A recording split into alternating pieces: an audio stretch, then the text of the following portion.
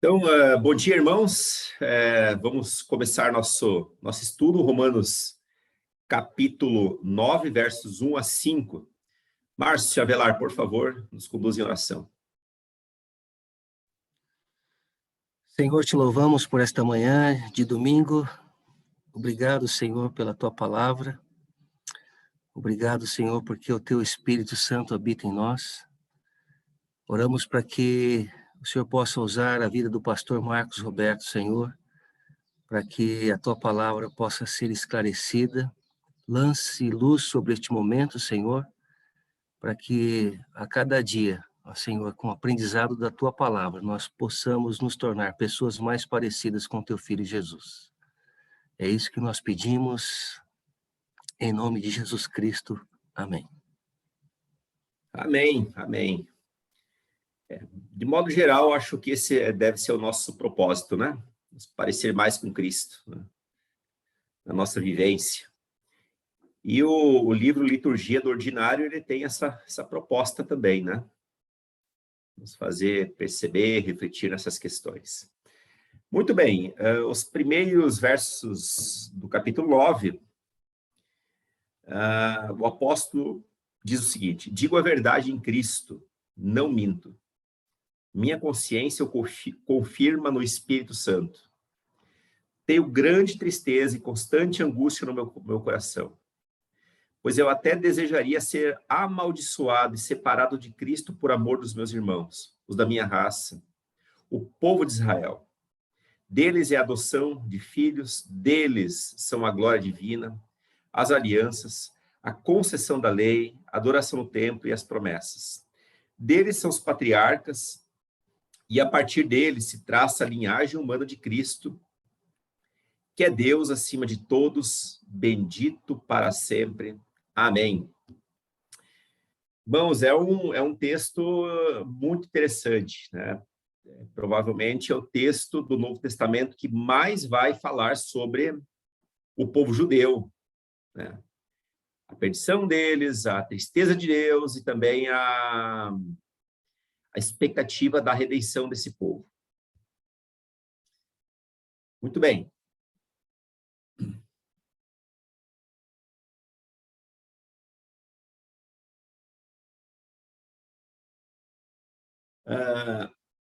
Estudamos 8 capítulos até aqui. Foram 46 estudos, né? Mais de 46 horas de estudos.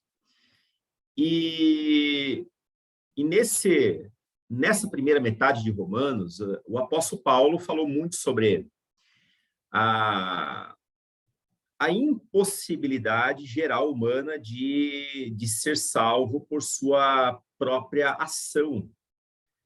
A palavra diz que todos pecaram, tanto gentios quanto judeus, todos pecaram, e o pecado coloca todos nós numa vala comum, de modo que o judeu não pode e nem deve se orgulhar do seu status, porque ele próprio, detentor de todas as promessas, conforme inclusive a gente pode constatar neste capítulo, também se desviou, também pecou.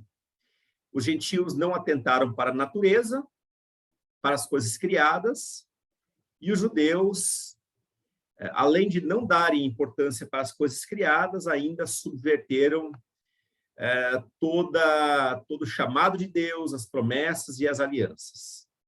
Nesse capítulo, o apóstolo Paulo trabalha ou trata do problema judaico com relação à salvação, visto que os judeus rejeitaram a Cristo. Eles rejeitaram a Cristo. Do ponto de vista legal, foram os romanos que executaram a crucificação de Jesus. No entanto, de um ponto de vista de povo, os judeus, eles foram culpados porque eles rejeitaram Cristo. E, nesse sentido, também nós somos culpados, porque rejeitamos do mesmo modo, embora, enquanto gentios, tínhamos muito menos elementos, né?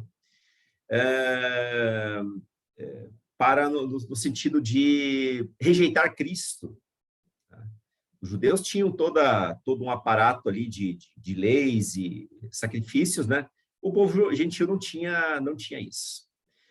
Mas foi Deus que o entregou à morte, né? Ele entregou à morte justamente porque nós falhamos em todos os aspectos. Muito bem, há uma ordem histórica em que primeiro os judeus são favorecidos com a salvação, né? Vemos lá em Gênesis capítulo 12 que em Abraão as nações seriam abençoadas. Os que abençoassem Abraão também seriam abençoados. O bloco completo, e nós vamos chamar esse bloco do capítulo 9 ao 11, poderíamos entender como um bloco único, separado, claro, por capítulos, porque eles acabam nos ajudando de uma maneira didática. Mas do capítulo 9 ao 11, nós temos uma unidade. Aí o comentarista David Stern, ele diz que esse bloco contém a mais importante e completa discussão do Novo Testamento sobre o povo judeu, em que cada capítulo aborda um aspecto diferente da relação de Deus com Israel. Cada capítulo. O capítulo 9 aborda o fracasso de Israel, bem como o propósito da eleição, e a gente vai ver no que consistiu essa eleição mais para frente. O capítulo 10 aborda a culpa de Israel e o desapontamento de Deus com relação à desobediência do seu povo. E aí finaliza no capítulo 11, né, esse grande bloco, em que Paulo aborda sobre o futuro de Israel e o desígnio eterno de Deus. Não foi Deus quem rejeitou Israel, mas Israel rejeitou a Deus. E eu creio que essa promessa de Deus para o povo de Israel, ela ainda vai encontrar um vigor, um arvorecer, um florescimento deste vigor. O verso 1 do capítulo 9 diz: digo a verdade em Cristo, não minto. Minha consciência o confirma no Espírito Santo. Tenho grande tristeza e constante angústia em meu coração. A gente vê aqui que Paulo está aflito, né? Ele está angustiado. E Paulo inicia o capítulo com uma profunda lamentação, uma profunda angústia. E essa angústia, essa lamentação é duplicada nas seguintes expressões: Paulo, Cristo. Digo a verdade. Quem? Paulo. Mas ele diz essa verdade em Cristo. Aí ele diz a verdade, não mente. Ele fala que a consciência dele é confirmada pelo Espírito Santo, que ele tem uma grande tristeza, e essa tristeza vem junto com a palavra angústia no coração. Quer dizer, a intenção do escritor aqui, ao usar essas palavras de maneira sinônimas aqui, poderíamos dizer aqui que é um paralelismo crescente. Ele vai crescendo: Paulo, Espírito Santo, tristeza, angústia. Quer dizer, a angústia é um aprofundamento da tristeza. Digo a verdade, não minto. Quer dizer, o não mentir é dar positividade a toda a verdade. Então, ele duplica todas essas expressões com o intuito de considerá-las absolutamente sérias. E quem é sério no seu discurso? O povo de Israel. A condição de um povo que foi separado, né? Que se colocou em separação, em franca desobediência contra Deus, né? Por meio da sua rejeição a Cristo. O William Greathouse, citado por Hernando Dias Lopes, ele afirma que o grito de alegria de Paulo, que a gente viu anteriormente, agora ele se torna num grito de compaixão, num lamento. Ele vê a condição do povo, do qual ele próprio faz parte, e lamenta profundamente. Aqui vem uma primeira pergunta, de aplicação, inclusive, para a igreja, mas também para a nossa própria vida pessoal. Será que nós lamentamos pelas pessoas da nossa família que ainda não são salvas?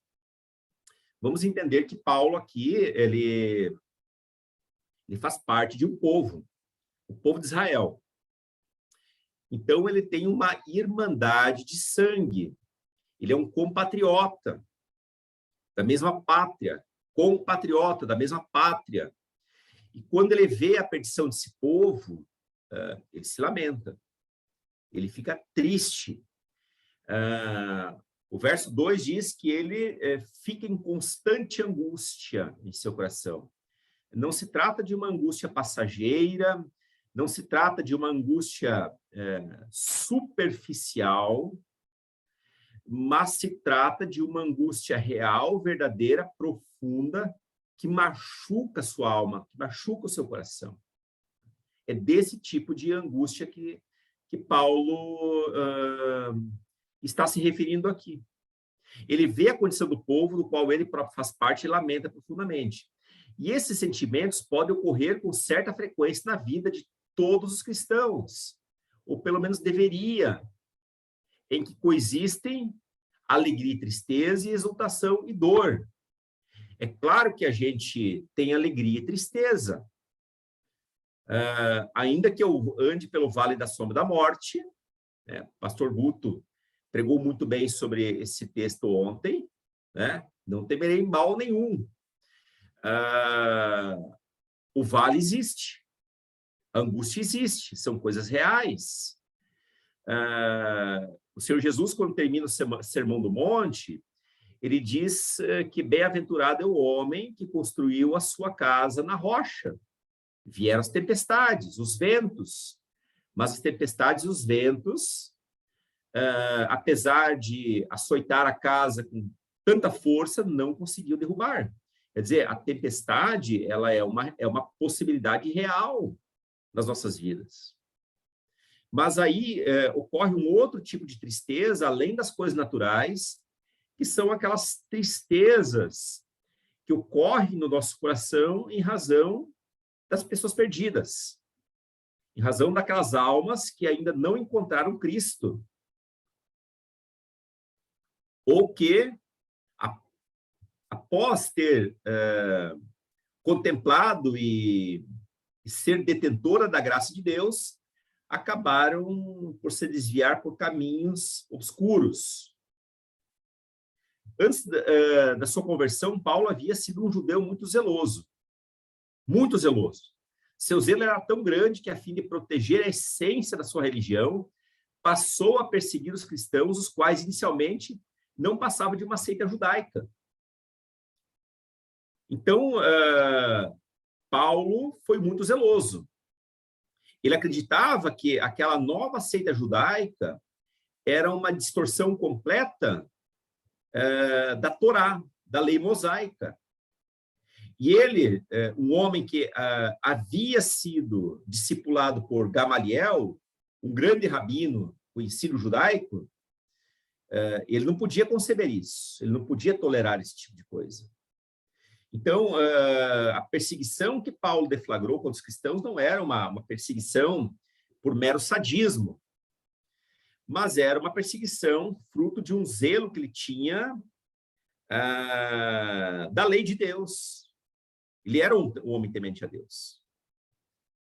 Agora, quando Paulo se converte, seus compatriotas, seus irmãos judaicos, se sentem traídos, acreditando que Paulo não os amasse. E, por isso, o perseguem de modo implacável. Paulo foi deixado como quase morto, recebeu açoites, foi apedrejado, foi trancafiado, foi levado para o exílio. E, por fim, ele acabou morrendo. A perseguição em relação a ele foi uma perseguição extremamente dura. Por essa razão, o apóstolo afirma de modo tão expressivo seu amor por Israel, confirmando todo esse amor por meio da sua própria consciência, que não o deixa mentir, tendo disso a confirmação do Espírito Santo. Quer dizer, muitos judeus podiam, talvez, achar, olha, agora Paulo nos odeia. Talvez até os judeus convertidos, né? Paulo, depois, ele se tornou apóstolo dos gentios, mas ele escrevia para judeus também. E a influência dele ela acabava indo para os judeus. E quem sabe pensar assim, olha, Paulo está muito magoado com a gente. Afinal, olha o que nós fizemos com ele. E aí Paulo vai dizer o seguinte, digo a verdade, não minto. Minha consciência o confirma no Espírito Santo. Olha só, a palavra Espírito Santo aparece aqui.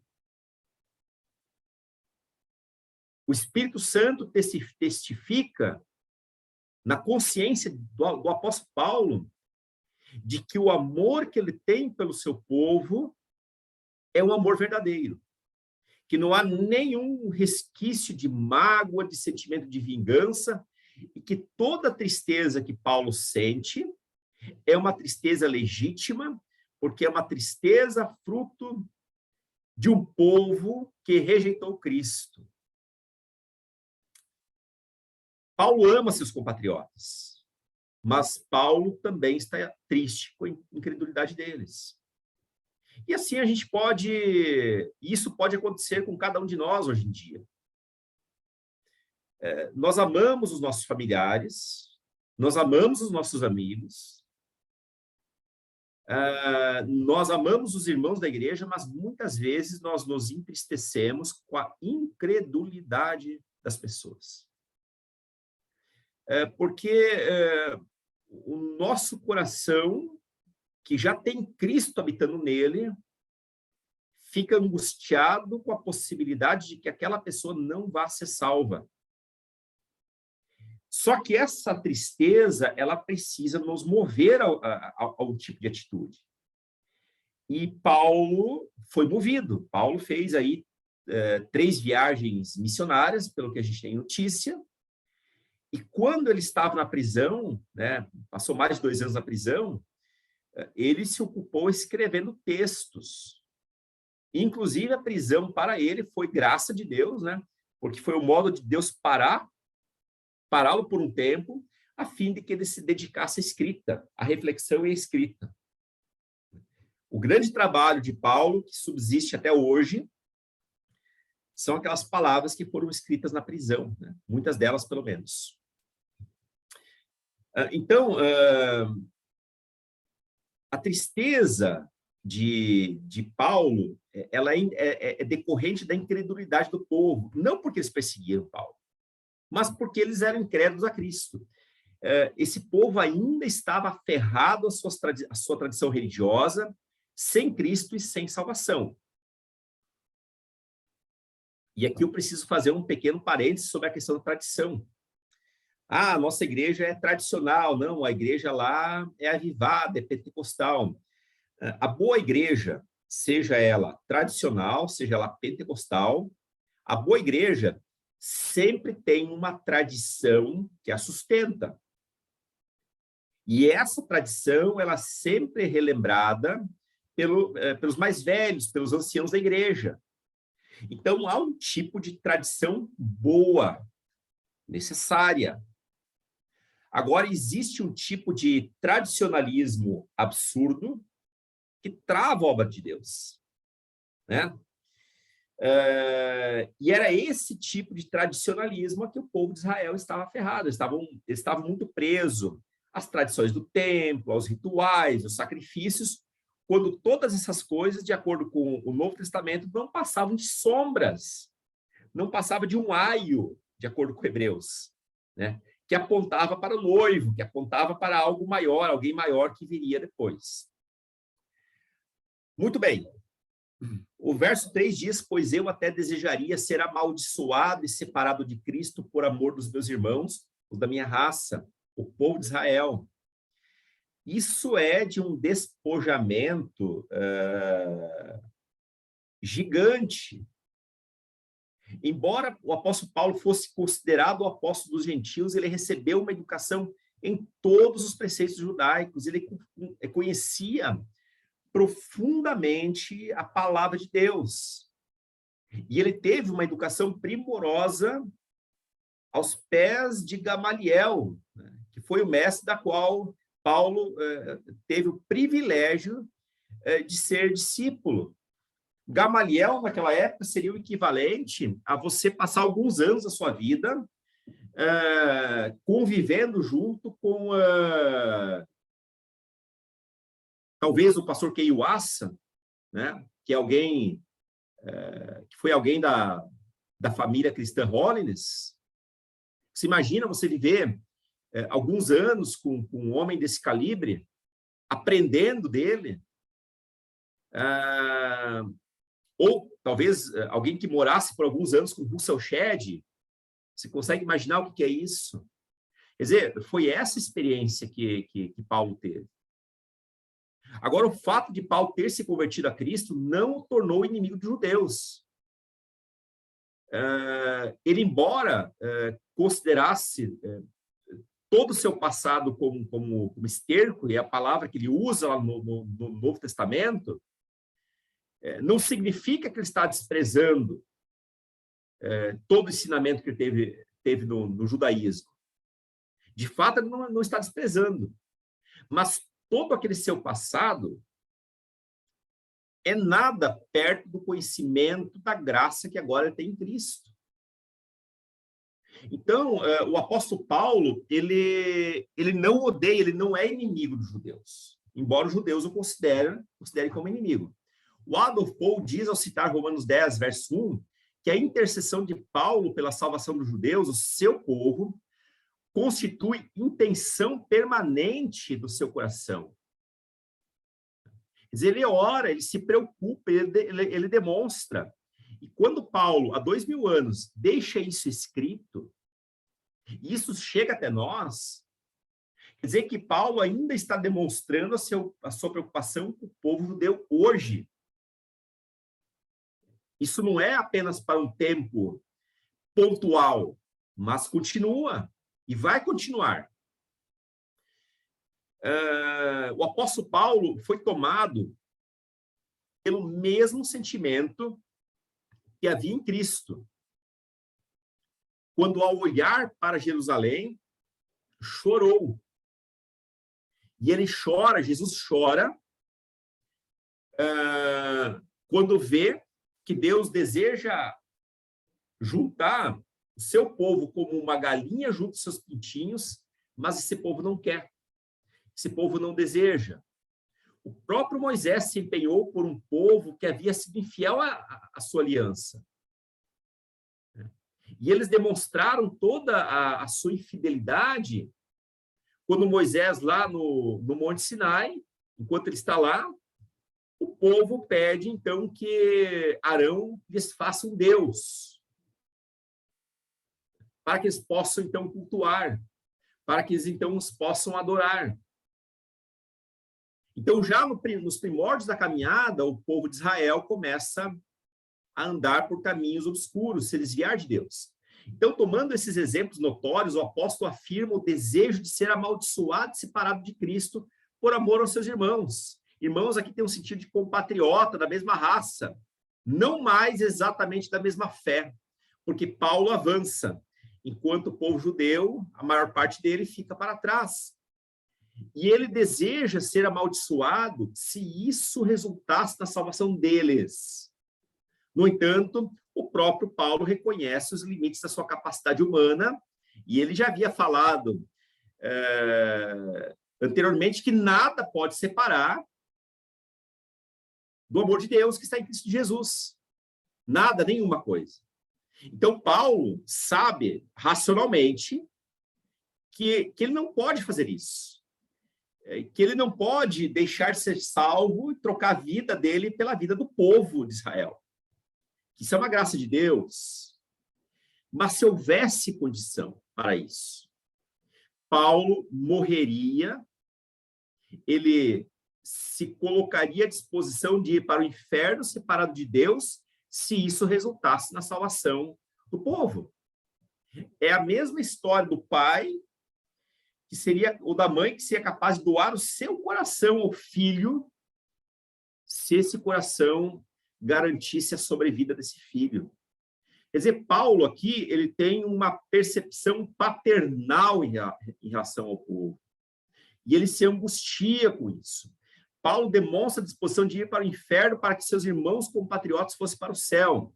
E Paulo diz No verso 3, que desejaria ser separado. A palavra anátema, maldito.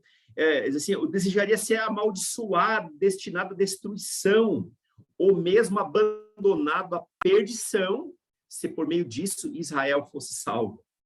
Quer dizer, é muito forte isso. É muito forte.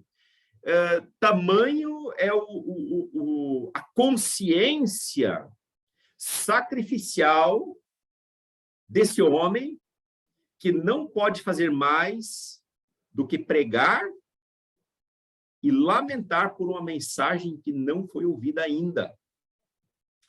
Moisés, ao interceder por seu povo, quando Deus demonstrou o desejo de destruí-lo por ter adorado um bezerro de ouro fabricado por Arão, disse: agora, pois, perdoa-lhe o pecado, ou senão, risca-me, peço do livro que escreveste. Quer dizer, Moisés, lá no passado, ele também tinha essa intenção. Quer dizer, Paulo, ele está plenamente alinhado com a escritura bíblica.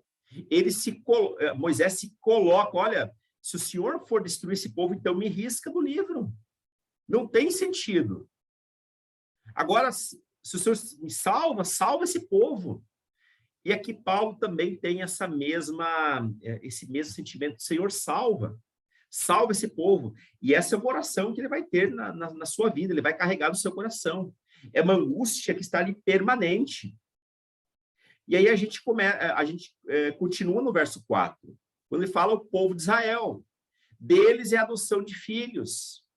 Eu vou reler novamente o verso 3. Pois eu até desejaria ser amaldiçoado, separado de Cristo, por amor dos meus irmãos, os da minha raça, o povo de Israel. Deles é a adoção de filhos. Deles são a glória divina, as alianças, a concessão da lei, a adoração no templo e as promessas. Interessante que, após Paulo falar sobre os da sua raça, agora ele passa para o título Israel. O que caracteriza esse povo é o fato de eles serem israelitas e pertencerem à linhagem da promessa. Quer dizer, Paulo não estava falando com um povo qualquer. Tratava-se de um povo que tinha uma identidade, que tinha uma raiz que remontava lá em Jacó, né? Que depois tem o seu nome modificado para Israel. Hernandes Dias Lopes diz que eles eram descendentes de Jacó. O título israelita chama a atenção sua descendência de Jacó, cujo nome foi mudado para Israel, em comemoração à sua fé vitoriosa que não permitiu que Deus o deixasse antes que o tivesse abençoado. Mas interessante que esse povo que foi em algum momento vitorioso, e foi em Jacó, foi em Abraão, foi em Isaac, depois em Jacó, agora se vê como um povo derrotado, um povo que tem uma autoestima porque se acha o povo de Deus, né?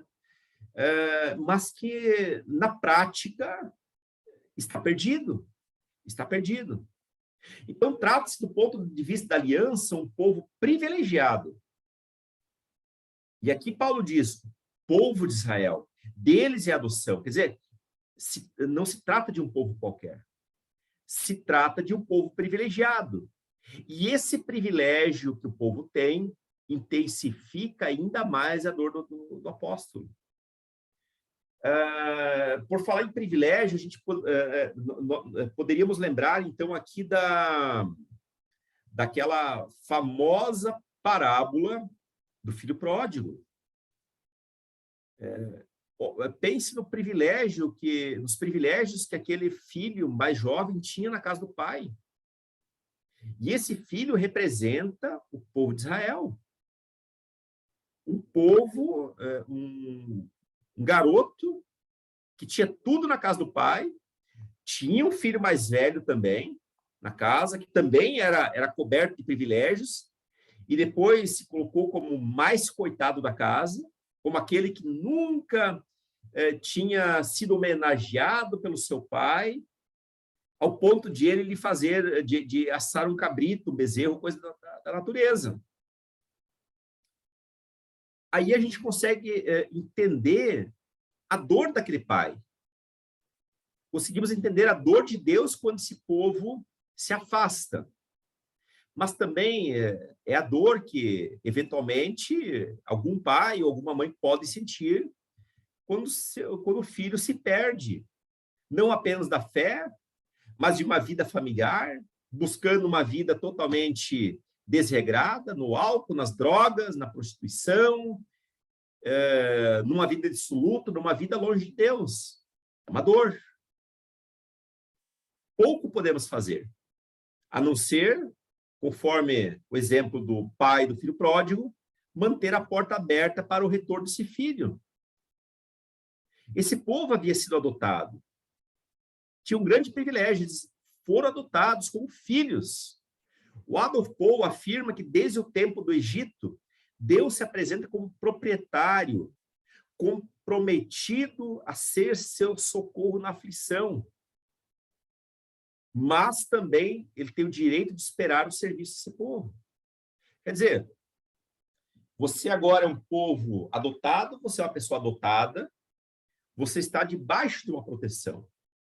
Você tem um nome agora. Você leva o nome do pai na sua certidão de nascimento. Eu sou José, o israelita, eu sou João, o israelita, eu sou Abraão, o israelita. Quer dizer, eu carrego o sobrenome do pai. Mas eu não honro esse pai. Pelo contrário, eu desonro. Eu desonro com a prostituição, eu desonro jogando os bens fora, eu desonro esse pai quando eu não compareço à mesa diante de um convite ou diante de uma celebração. E quando eu compareço, agora fazendo uma alusão aos sacrifícios, eu compareço diante do altar de qualquer jeito. Eu compareço diante do altar com o meu pior.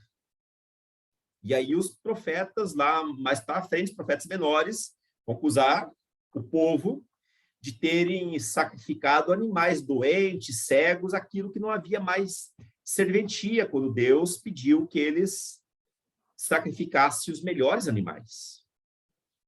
Quer dizer, como filhos, eles se comportam diante do pai como verdadeiros... eu não sei que palavra usar aqui. Como verdadeiros mendigos diante de um rei. Se eu poderia usar essa palavra. Então, eles realmente se afundam. Eles não olham com gratidão para a mesa que Deus colocou. Muito bem. Então, eles foram adotados. E, enquanto adotados, eles tinham responsabilidades. Só que essas responsabilidades foram colocadas à margem na maior parte do tempo. E a gente percebe isso na fala dos profetas. Olha, vocês deveriam ter trazido o melhor. E vocês se apresentaram com o pior.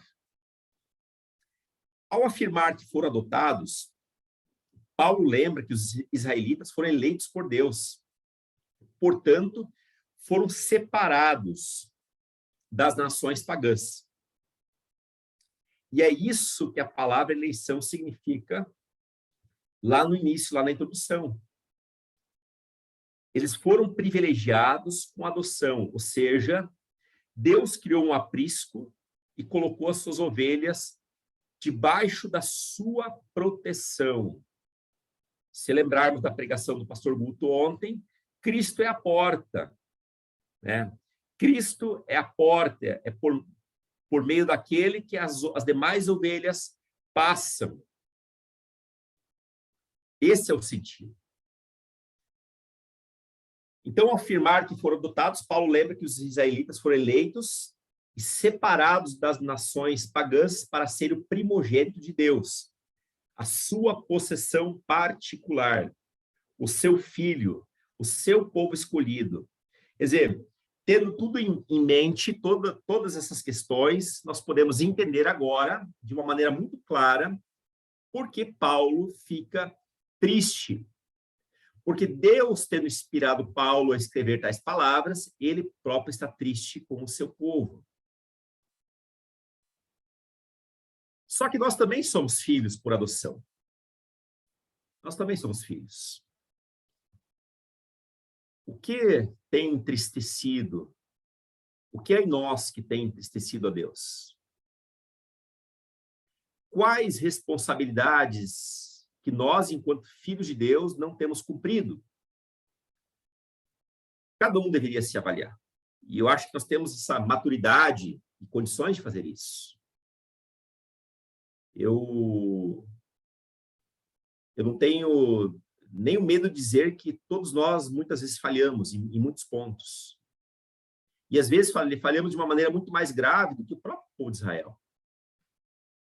Pelo menos de maneira pontual, às vezes, de maneira costumeira. Infelizmente, há pessoas que fogem da fé e fazem isso de maneira permanente. E agora são pessoas que não estão mais debaixo da proteção de Deus, que saíram do aprisco. Que possamos também nessa manhã fazer essa reflexão. Senhor, o Senhor me adotou e me comprou por um alto preço. Nós éramos escravos do pecado. E Paulo afirmou isso nos primeiros capítulos aos Romanos. E ele comprou a você para nos livrar de uma escravidão terrível. E o preço foi o sangue. Mas, para mim, há responsabilidades que eu preciso cumprir. Há uma maneira que eu possa agradar a Deus. E a maneira está nas palavras. E aí nós podemos entender quando Jesus fala em Mateus 22, errai por não conhecer as Escrituras nem o poder de Deus. Se queremos de fato conhecer o pensamento de Deus a nosso respeito, precisamos conhecer profundamente a palavra. Além da adoção, ao povo de Israel pertencia a glória.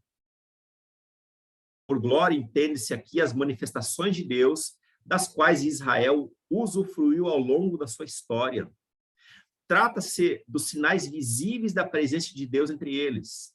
John Murray, eu não sei se é assim que se pronuncia, provavelmente não, esclarece que essa glória se refere àquela que se manifestou no Monte Sinai. Ao povo pertence a glória que se manifestou no Monte Sinai, mas também aquela que cobriu e encheu o tabernáculo, aquela que aparecia sob o propiciatório no Santo dos Santos, aquela que encheu o templo.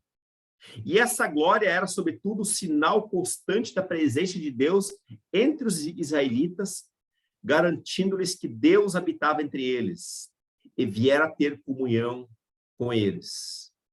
Então, a glória de Deus era a presença, a manifestação visível de um Deus invisível. E disso também o povo de Israel era dono.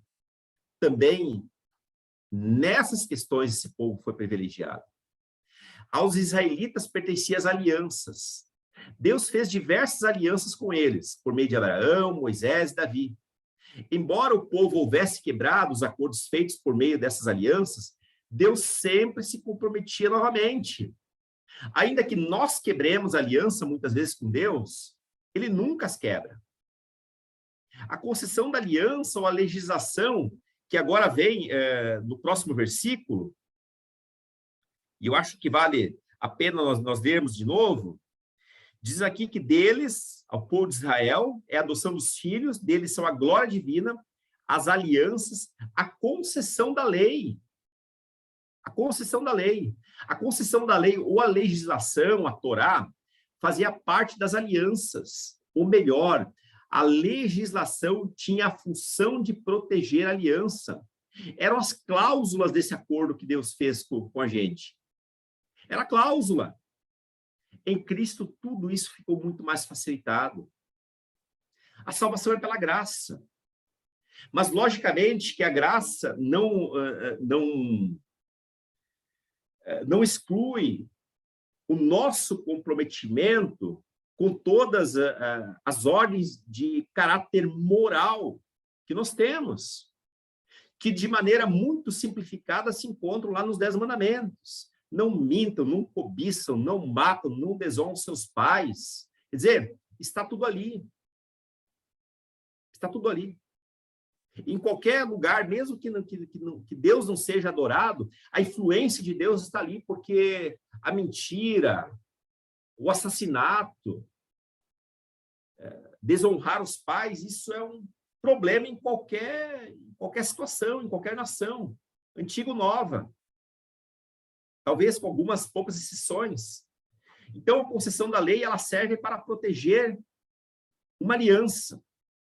Por isso que Deus estabeleceu um corpo de leis. Quando a gente compra qualquer coisa, uma casa, ou faz ali uma assinatura de um serviço de internet, ou de TV a cabo, coisa assim, vem um contrato, quer dizer, eu fiz um acordo, a empresa fez um acordo comigo, e esse acordo ele é protegido com algumas cláusulas, que dá direitos ao consumidor, mas também obrigações, e dá direitos à companhia e também obrigações. Amados, nós temos, enquanto cristãos, direitos. Direitos.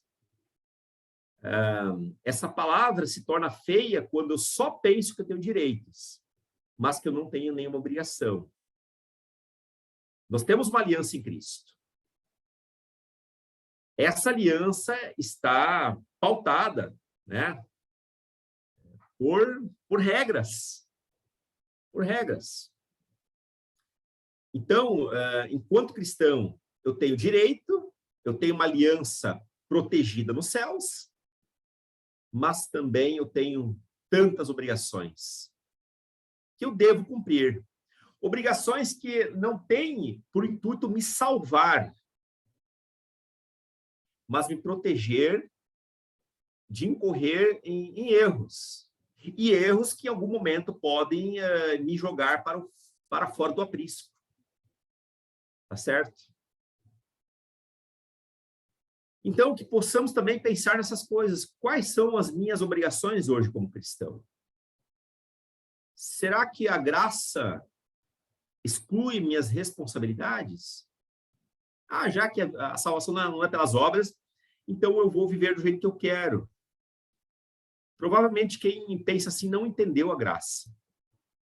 E que nas palavras de Dietrich Bonhoeffer, o grande teólogo do século XX, da primeira metade do século XX, que em abril de 45 foi morto pelos nazistas, e depois o pastor Kei Yuasa, num dos nossos cultos, trouxe também o conceito do Dietrich Bonhoeffer, que é acerca da graça barata. Muitas pessoas vivem nessa graça barata.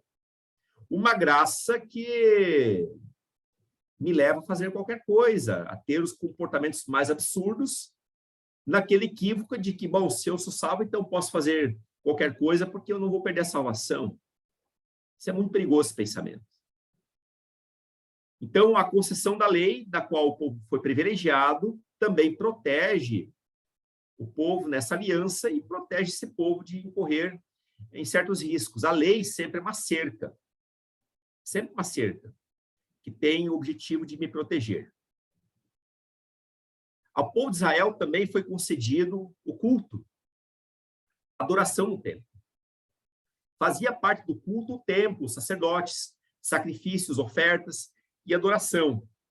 Tudo isso fazia parte do culto. O culto aqui fala da adoração, fala principalmente da adoração do verdadeiro Deus, de modo verdadeiro.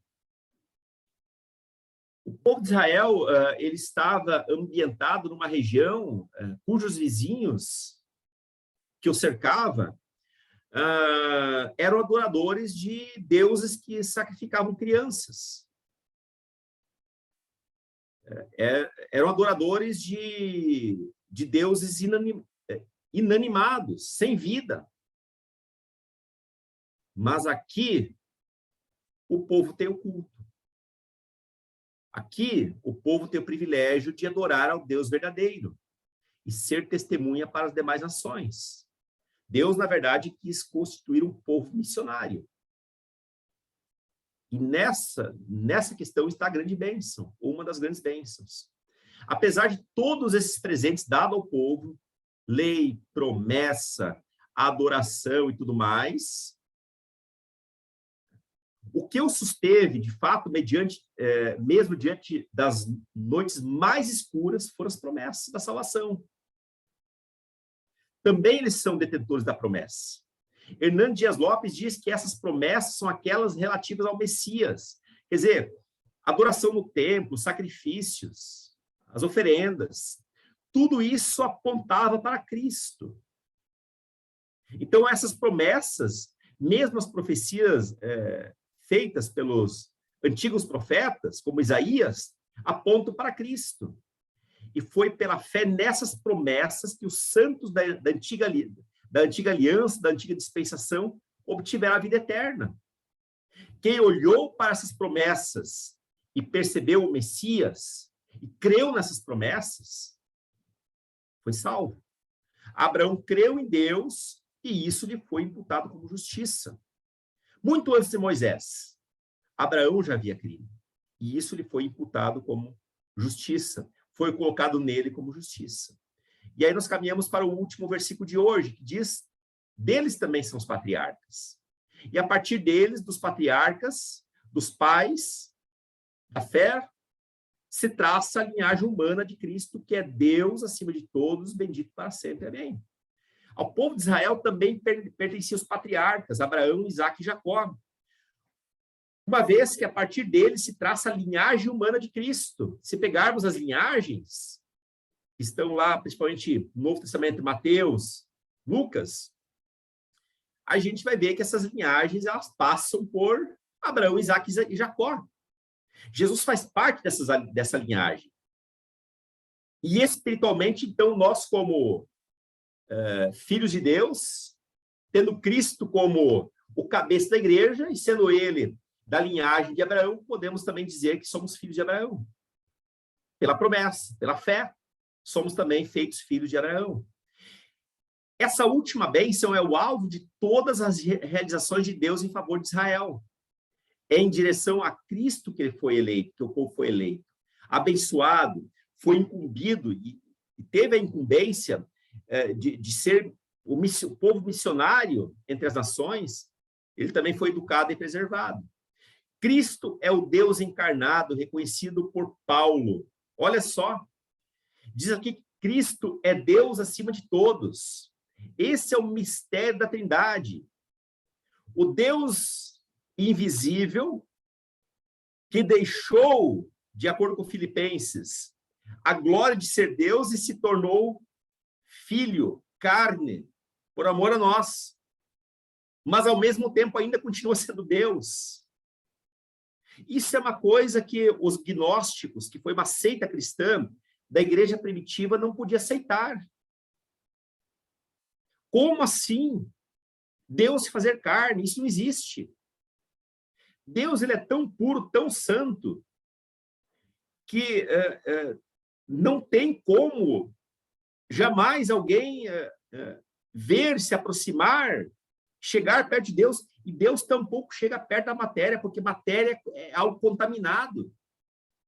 Para esses gnósticos da igreja primitiva, essa seita cristã, que quase dominou a igreja, o mundo nem teria sido feito por Deus, mas por um demiurgo, um deusinho menor, um deusinho de segunda categoria, porque eles não reconheciam Cristo, nem a Cristo como Messias, e muito menos que Deus tivesse, então, enviado Cristo para morrer em nosso lugar. Tamanho era o equívoco deles. E aqui que a gente vai entender que Paulo afirma que Cristo é Deus acima de todos. Ele é Deus, é o Deus encarnado. Muitas vezes somos acusados pelos testemunhos de Jeová que adoramos um outro Deus. O próprio judaísmo muitas vezes fala isso, que nós adoramos um outro Deus. Somos politeístas, que adoramos mais de um Deus. Não, nós adoramos um Deus só. O Deus Pai, que é 100% Deus, o Deus Filho, que é 100% Deus, e o Deus Filho, que é 100% Deus. E Paulo traz isso, a memória desse povo. Essa última bênção é o alvo de todas as reações, é o alvo de todas as realizações de Deus em favor de Israel, em direção a Cristo, que ele foi eleito, abençoado, incumbido, educado e preservado até hoje. Nações grandiosas já sumiram do mapa, mas uma pequena nação, Israel, continua lá, muitas vezes, ainda hoje, sendo bombardeada, mas está lá. Cristo é o Deus encarnado reconhecido por Paulo. Cristo é o próprio Deus bendito eternamente. Trata-se aqui da dupla natureza de Cristo, humana e divina. E o Deus que se tornou carne o fez para provar que era possível viver nesse mundo sem ter uma vida de pecado. E ele foi sem pecado todo sempre. E por isso ele tem o sangue puro, o sangue imaculado. Ele é aquele que é imaculado, que não tem pecado e que tem a capacidade real de salvar a nós e também salvar o povo de Israel. Após essa breve contextualização, queridos, podemos entender a razão da tristeza de Paulo. Mesmo sendo tão favorecidos por Deus, eles foram ingratos, eles fracassaram em reconhecer o mais importante, Cristo como Salvador. Que possamos reconhecer Cristo como Salvador em todos os momentos da nossa vida diária.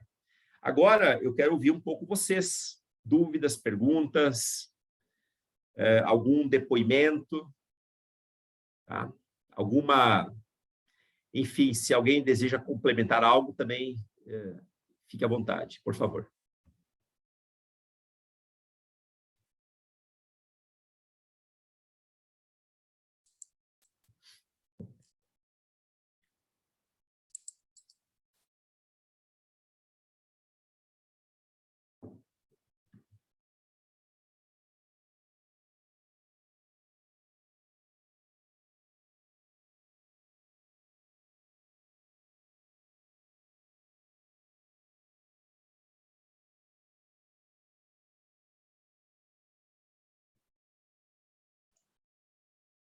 Bom dia.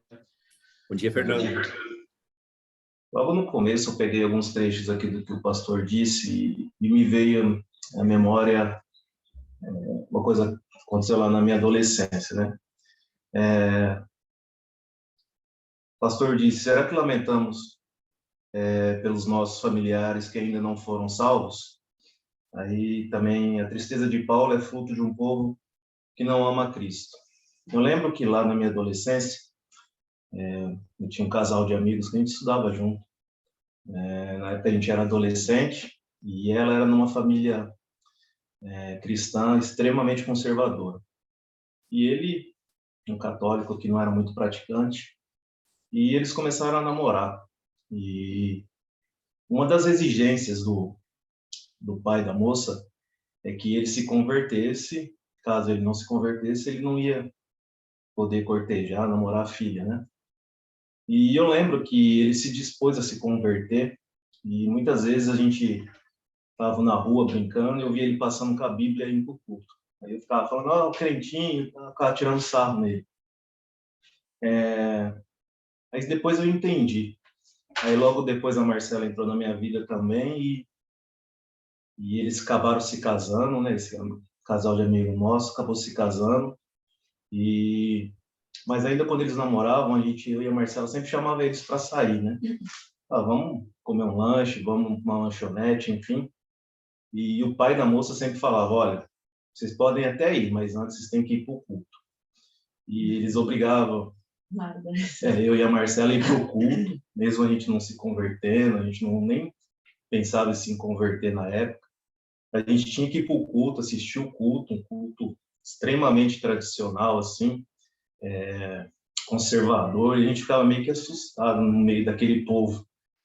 Mas depois eu entendi o que ele queria, na verdade. Na verdade, ele não queria só que a filha namorasse um cristão.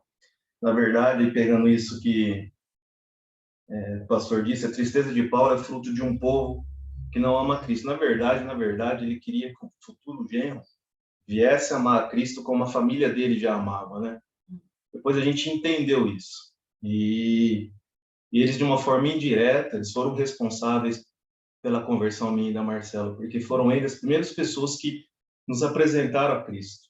De uma maneira que nos assustou, confesso que nos assustou no começo, mas aí pensando agora também, como a gente tem 2 filhos adolescentes, será que a gente não ia fazer a mesma coisa com os nossos futuros genros, noras, né? Será que a gente não ia fazer a mesma coisa? Com certeza a gente ia querer trazer eles para Cristo, se eles não fossem convertidos, para que a nossa família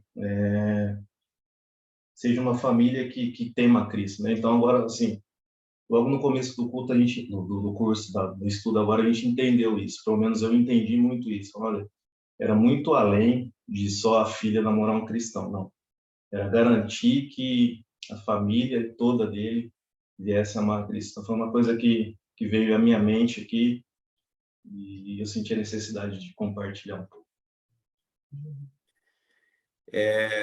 Fernando, eu acho que não tem satisfação maior para quem dá aula e quem prega a palavra de ouvir alguém falar, olha, eu entendi tal coisa, me veio à mente tal coisa. Isso, bom, a Sumi foi professora, né?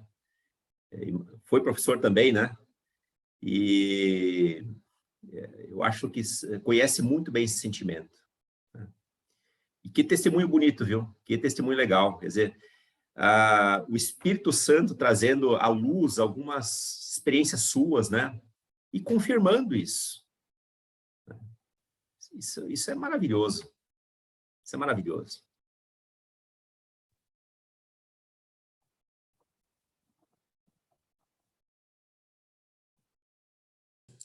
Eu queria fazer a pergunta, pastor. Eu acho muito importante entender sempre o contexto histórico. Eu gosto muito de história, né? Quando começo a ler um texto da Bíblia, e se eu não souber exatamente onde fica tal cidade, onde é a Ásia Menor, eu tenho dificuldade de entender o texto, porque acho que é uma deficiência minha, eu preciso contextualizar tudo, né? Então, eu vou lá, pego o meu globo, e vejo o que é a Ásia Menor, vejo lá onde fica Éfeso e tal, e vou tentando entender as coisas. E quando eu vejo, estava ouvindo a sua explanação hoje, fiquei imaginando assim, quantas horas o pastor Marcos demorou para preparar essa lição? Você podia nos dar uma indicação de quantas horas você gastou para fazer essa preparação? Curiosidade, porque, olha, achei fantástico, assim, sabe, de uma clareza, de uma sintetizar tudo que você sintetizou, não é? Desde o do Egito, e Abraão, Isaac, Jacó e tudo, e até a crucificação de Jesus Cristo, de uma forma clara, não é? Histórica e bíblica, eu fiquei muito impressionado. Então, eu fiquei pensando assim, quantas horas ele gastou para preparar tudo. Eu sei que muitas vezes não dá para contabilizar horas que você gastou lendo alguns livros, né? Porque eu sei que muitas vezes você não vai buscar livros, são livros que textos que você já leu, né? Mas aí você vai fazer uma revisão. Mas dá uma ideia para nós aí, pastor. Como é que funciona isso na sua cabeça? Isso é uma conversa que às vezes o Márcio Velar e eu temos, não é mesmo, Márcio? Quantas horas a gente deveria gastar para um sermão e tal, né? Cada livro que eu pego para ler, eu considero que eu estou preparando qualquer livro. Mesmo um livro secular, né? Eu considero. Agora, assim, depende. Tem assuntos que eu já gastei 10 horas, né? 10 horas, mais no início. Tem textos que eu já gastei 4, 5 horas, né?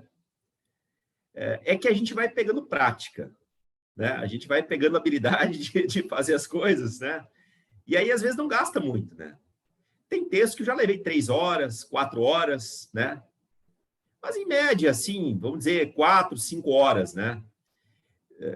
Pegando ali os materiais principais, né? Às vezes nem isso, às vezes até menos. Às vezes até menos. É que hoje eu já seleciono material muito mais assertivo, tá? E eu gasto bastante tempo com outras leituras que jogam luz sobre o texto.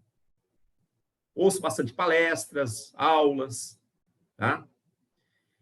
Se eu não fizesse isso, irmão Ronda, com certeza eu levaria 20 horas, ou mais, com certeza. Mas como a gente vai formando um arcabouço aí de conhecimentos, né, acaba levando menos tempo. Às vezes 3, às vezes 4, às vezes 5, dependendo. Eu acho que o pastor Marcos tem um arquivo aí na mente dele, né? E que ele vai lendo, opa, isso aqui vai para o arquivo, pau, joga numa pasta, tá, e vai jogando, né? Vai lendo os livros aí, tá lendo livros sobre qualquer coisa, esporte, opa, isso aqui serve para esse, e vai arquivando numas pastas terminadas, depois é só puxar pasta, né? Precisamos aprender a fazer isso, né, pessoal? Tem umas pastas na cabeça assim, ajuda. Ó. E você vai jogando tudo, mas tem que classificar na pasta certa, porque senão depois não acha, né? Obrigado, viu, pastor? Esse estudo, particularmente, eu devo ter levado umas 4 horas para preparar. Esse de hoje. Umas 4 horas. Eu só fiz essa brincadeira para dizer que eu fiquei muito impressionado com a maneira como você fez. E deu uma, assim, eu nunca tinha imaginado essa questão do Paulo, né? Realmente, Paulo foi perseguido, tudo que você falou, e como ele sofreu pelo povo que era o povo dele, né? E se desviou, e foi muito, muito bom esse lado, não só o lado histórico, mas realmente o lado prático para nós sobre essa questão de chorar pelos perdidos, né? Muito bom. Gostei muito. Mas independente, irmãos, do tempo que se leva, né? Eu tenho um compromisso pessoal de manter sempre a qualidade do ensino. É o que eu tenho tentado fazer. Não sei se eu tenho atingido sempre o alvo, né? Mas eu tenho procurado sempre trazer mais ou menos uma porção parecida de texto, né? No início eram mais páginas, mas ficava muito apertado, então precisei reduzir um pouco, né, para dar até eu poder entrar com explicações mais espontâneas, aí vocês terem um tempo maior para falar, né? Mas o meu objetivo é despertar em vocês o desejo pela palavra, o desejo pela leitura, né? E a satisfação de encontrar nas linhas da palavra de Deus a própria Bíblia, né? A própria vida, melhor, a própria vida, né? Aquilo que o Fernando compartilhou, olha, depois que eu entendi aqui que Paulo se entristecia, agora eu entendo porque lá os familiares se entristeciam, né? Quer dizer, encontrar a própria vida nas palavras, né? Isso é muito legal. Tá bom? Mas obrigado pelo carinho, pelo feedback. E, para mim, queridos, sempre aumenta a responsabilidade, né? Quando vocês me dão um elogio, uma palavra de enaltecimento, eu me alegro com isso. Claro que sim, né? A gente precisa se alegrar com esse tipo de coisa. Mas isso me gera um compromisso, viu, irmão Ronda? Então, domingo que vem eu vou ter que estar melhor ainda. Mas é por isso que eu fiz elogio, viu? É para você melhorar. Brincadeira. Muito bom, gostei muito hoje. Pastor Marcos, eu queria só fazer uma colocação, né? Bom, o pastor Marcos é um devorador de livros, né? Quem se aproxima dele tem que ler, senão não dá para acompanhar. Eu queria só colocar algumas coisas que eu achei interessante na explanação de hoje, né? Essa questão da tradição e o tradicionalismo, né? Isso me impressiona bastante. Um povo que teve a concessão da lei, um povo que viu a glória de Deus invadir o templo, um povo que caminhou com Deus no deserto, viu a coluna de fogo aquecendo durante o dia, durante a noite, a nuvem, né, abrandando o sol durante o dia, e de repente esse povo ser incapaz de enxergar o próprio Deus encarnado, né? Como o Marcos colocou, o pastor Marcos, né, que a tradição é boa, né? A tradição é aquilo que a gente recebe de geração em geração, mas quando a tradição, o apego à tradição, né, impediu o povo escolhido de enxergar o próprio Cristo, né? E eu fico pensando, trazendo isso para uma perspectiva pessoal, muitas vezes também a nossa forma de enxergar a religião, a tradição também pode excluir Deus, né? Aqui, até mesmo essa questão que o Fernando colocou aí, essa questão de voltar os olhos para a família, né? Eu fiquei pensando quanto tempo que eu tenho gasto, por exemplo, de orar pela minha família. Olha, eu fiquei com vergonha agora, porque assim, eu não tenho orado muito pela minha família, né? Meus irmãos, o mais velho se converteu, mas faleceu, né? Tinha problema com drogas. Meus pais se converteram, até chegaram a ser batizados na igreja, né? Depois, com a morte do meu irmão, eles se distanciaram. A minha irmã e o meu cunhado se converteram num curso Casados para Sempre, né? A sementinha ficou lá, mas o meu irmão caçula foi o único que eu preguei o evangelho, assim, as 4 leis espirituais, né? Mas eu não tenho orado muito por eles, né? E eu fico pensando, eu tenho uma vida mais ativa na igreja, tudo, né? Que nem todo domingo, a hora que acaba a aula aqui, eu vou lá tomar café com eles, né? Mas eu preciso orar pela minha família, preciso gastar tempo orando pela minha família, né? A gente vê Paulo aqui se colocando com esse sentimento, né, pelo povo dele, e às vezes a gente não tem esse sentimento pelas pessoas que são próximas da gente, né? Então, eu acho que esse despertar, né, de voltar os olhos para a família, para as pessoas próximas, né, para enxergar Deus aonde a gente não tem enxergado, eu acho que é uma coisa que me chamou a atenção. Joia. Perfeito, Márcio. Obrigado aí pelo depoimento aí. E também é o que a palavra fala, né? Ela traz à luz algumas coisas que não estão legais da vida da gente, né? Olha, eu não tenho orado, né? Eu não tenho sentido a tristeza que Paulo. Se a gente se sente triste, né? Pela distância de Deus na vida dos nossos amados, né? Isso tem que causar uma tristeza. Mas é uma tristeza que precisa nos mover para uma vida de oração, de testemunho, né? E esse tipo de coisa. Legal. Mais alguém?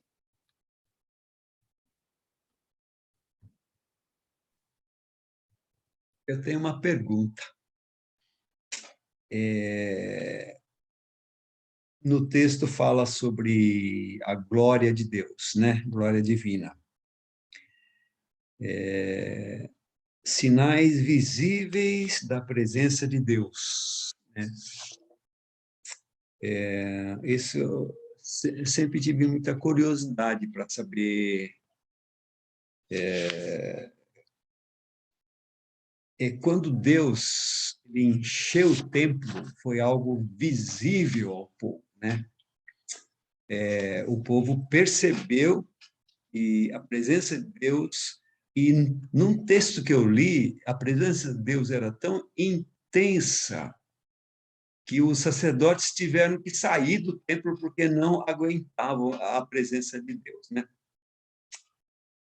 Aí, trazendo para os dias de hoje, eu fico com essa dúvida, né? Como é essa presença de Deus? É uma coisa visível ou é uma coisa de sentimento, de percepção individual de cada um? Qual que é a sua leitura?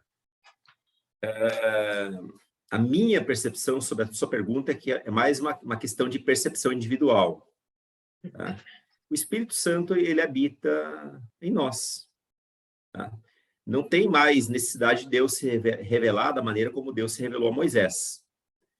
Jesus é a plenitude dessa revelação. E hoje o Espírito Santo, ele testifica em nossa alma, em nossa consciência, de que Cristo nasceu, viveu, morreu e foi assunto aos céus. Quando o Fernando ele diz que compreendeu algo, e hoje ele entende isso, ou quando o Márcio diz, olha, pelo texto eu percebi que eu não estou orando, é Deus se manifestando individualmente, a partir da palavra. Agora, Deus pode se manifestar de uma maneira gloriosa, né? Por meio de alguma epifania, como aconteceu com Moisés lá na sarça ardente. Ele pode. Até acredito que faça. Mas é muito raro.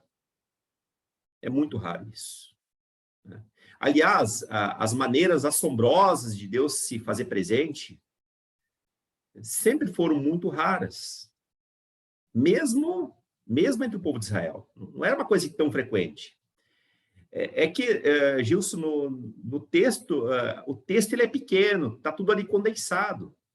Mas no deserto foram 40 anos de caminhada, né?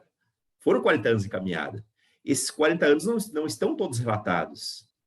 É possível que o povo tenha passado tempos de não ver nada, né? De não perceber nada. Em algum momento, às vezes, então, surgia algo esplendoroso. Tá? É claro, estou fazendo aqui conjecturas. Tá? Pode ser diferente, não tem problema, né? Mas o que explicaria a desobediência do povo, né? Senão essa falta de você ver essa glória de Deus. Né? E mesmo com a glória de Deus, a presença, o povo daqui a pouco ficou tão acostumado com isso que é normal. Né? Mas, em resumo, a sua pergunta é algo de um cunho muito mais pessoal, que às vezes pode ser traduzido numa expressão emocional ou não. Tá? Não tem problema nenhum.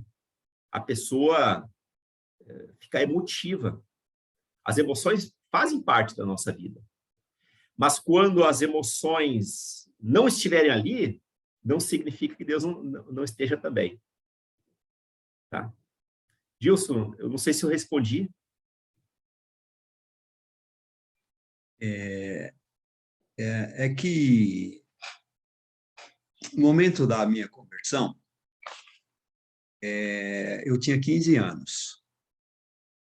E foi feito numa pregação de um seminarista.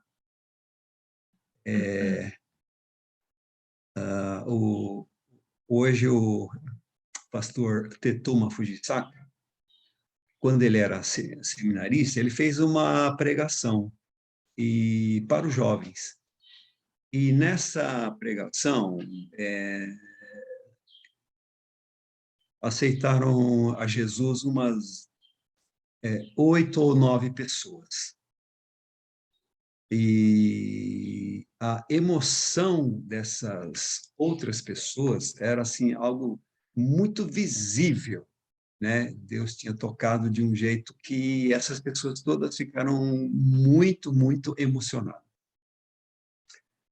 E o meu conflito interno foi que eu não senti emoção nenhuma. Isso foi um problema para a minha vida, porque a partir daquele momento, eu achava que eu não tinha me convertido de verdade.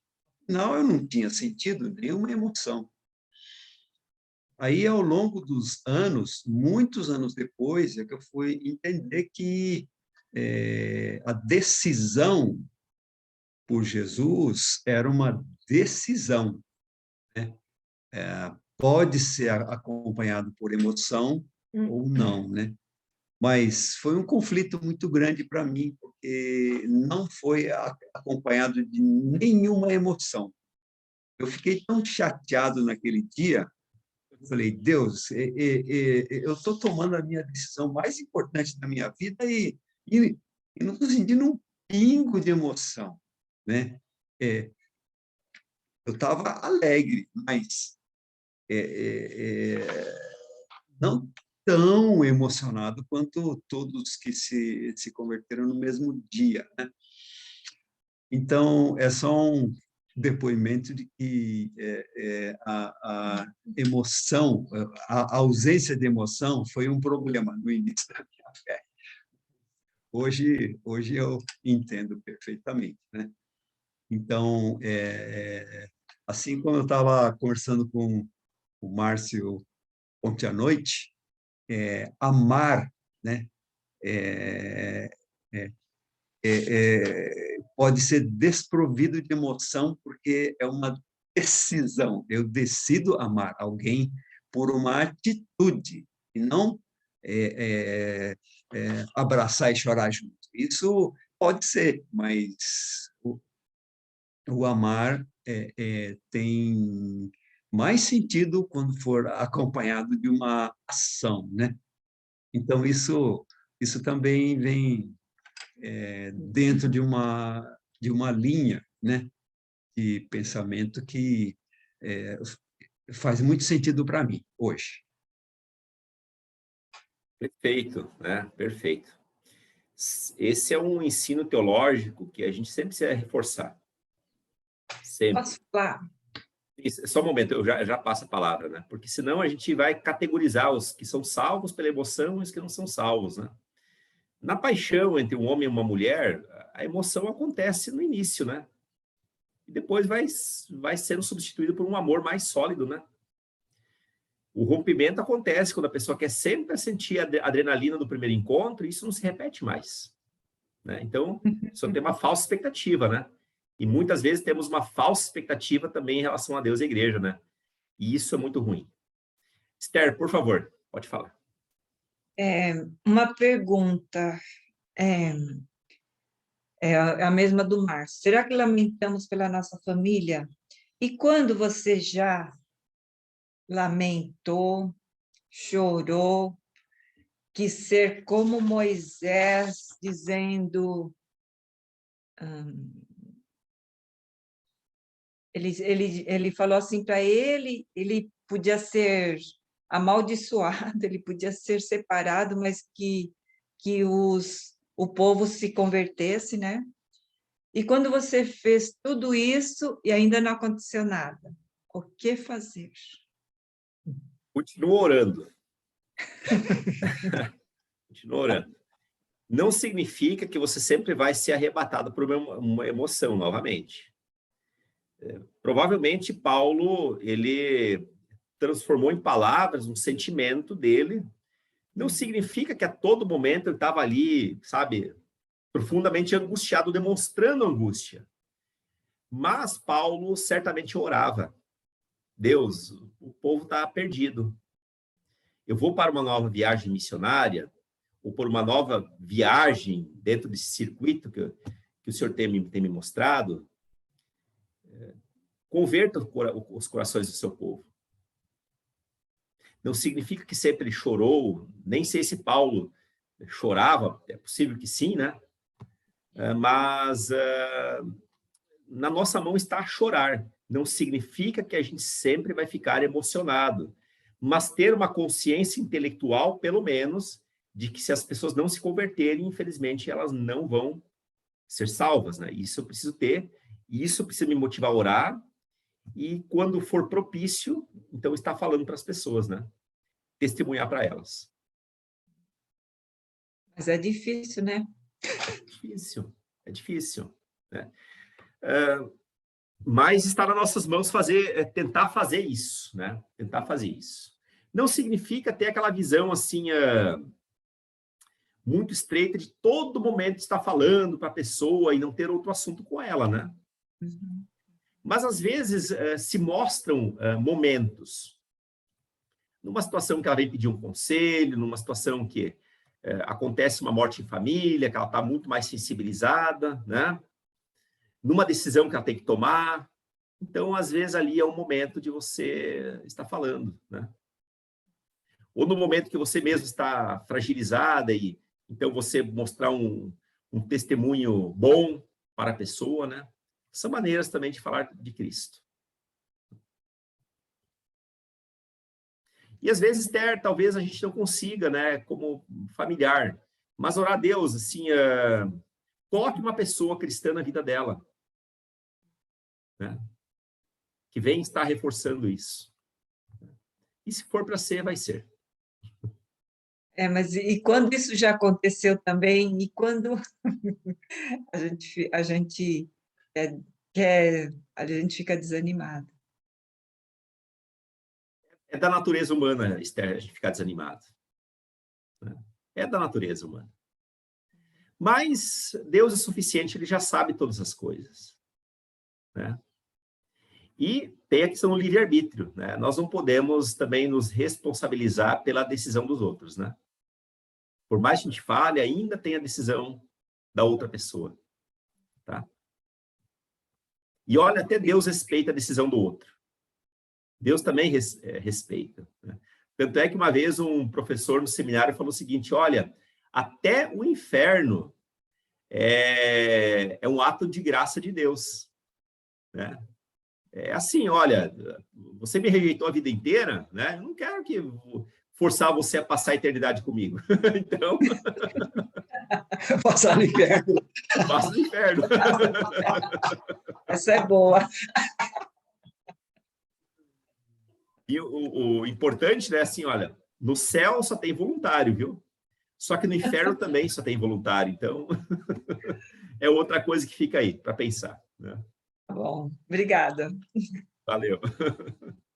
Gente, 10h30, passamos bem do tempo, né? Mas a conversa transcorreu legal, né?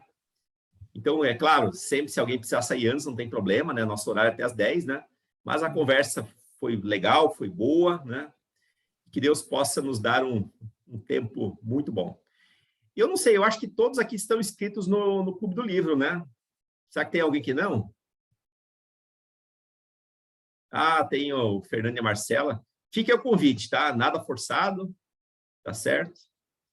Mas está aí o convite. Pastor Marcos, comprei meu livro agorinha há pouco, enquanto a gente estava aqui na reunião. Ah, olha só, que bom, que bom. R$ 27,90 na Amazon, viu? E frete grátis. Frete grátis. Ó. Depois da propaganda aí do pessoal, aí eu falei, eu tenho que participar disso aí.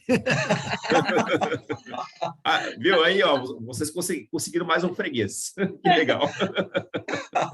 A Priscila falou que no próximo ela iria estar junto. Aí agora, através de você, acho que é... Ela está aqui do meu lado, só ouvindo. Ela e a Tânia prometeram, falaram, não, no próximo livro queremos participar. Sem cobrança. Sem certo? cobrança. Sem cobrança. Só estou lembrando, não estou cobrando. Tô lembrando. O Kleber também parece que vai participar. Chegou seu livro já? Ainda não vai chegar essa semana, acho que por causa do feriado, né? Não chegou, mas vai chegar ainda essa semana. Mas tem sexta, quinta na outra, tá? Na outra. A gente vai Só uma estender informação, semana. quem é palmeirense tem desconto de 15% na Amazon. Corintiano aumenta o preço em 20%. Isso é fake news.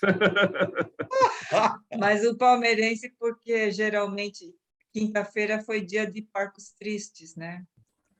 Geralmente na quarta perde muito. Tá bom, certo. Tá bom, chega, tá bom.